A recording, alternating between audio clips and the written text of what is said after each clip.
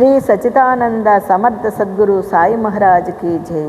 సాయి బిడ్డలందరికీ కూడా సాయినాథుని ఆశీర్వాదాలతో మనము నిన్న 13వ శ్లోకాన్ని చెప్పుకున్నాం కదండి. ఈవేళ సాయినాథ్ మహిమాన్విత స్తోత్రంలో 14వ శ్లోకాన్ని మనం వివరించుకుందామండి.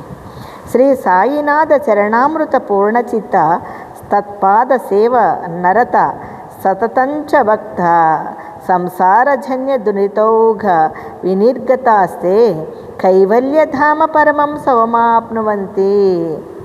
శ్రీ సాయినాథ చరణామృత పూర్ణచిత్త.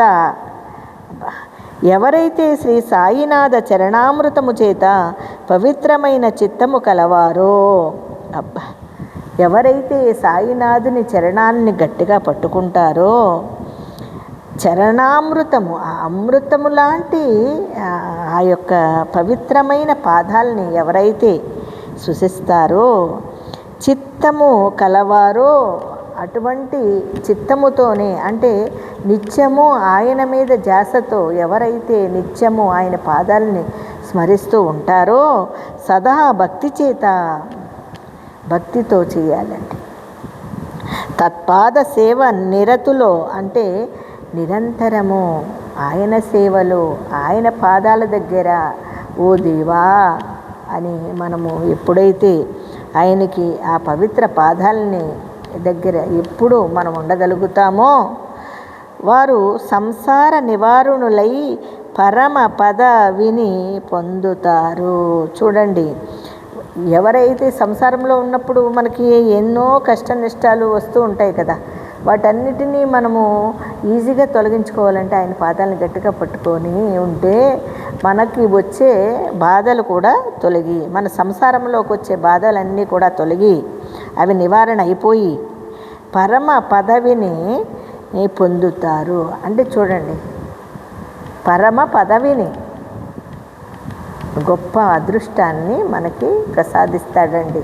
అందుకని ఎప్పుడైనా ఎవరైతే శ్రీ సాయినాథుని చరణామృతము చేత పవిత్రమైన చిత్తము కలవారో, సదా భక్తి చేత తత్పద సేవ నిరుతులలో వారు సంసార నివారణులై పరమ పదవిని పొందుతారు. మరి మనందరము కూడా ఈ విధంగా ఆయన యొక్క ఆశీర్వాదాలని పొందాలని ప్రతి ఒక్క సాయి బిడ్డ ఆయన పాదాలను విడవకండి, ఆయన పాదాలను గట్టిగా పట్టుకోండి, నిరంతరం ఆయన నామస్మరణ చేయండి.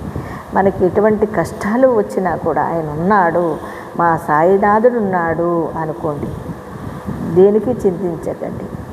కానీ మాయ మనల్ని ఒక్కొక్కసారి మనల్ని చింతనలోకి తోస్తుంది. అదే కదా బాబా చెప్తూ ఉంటారు, మాయ అనేది ఉంది, అది అందరినీ బాధిస్తుంది. ఈ మాయని తొలగించుకోవడానికే గురుపాదాలని ఆశ్రయించాలి.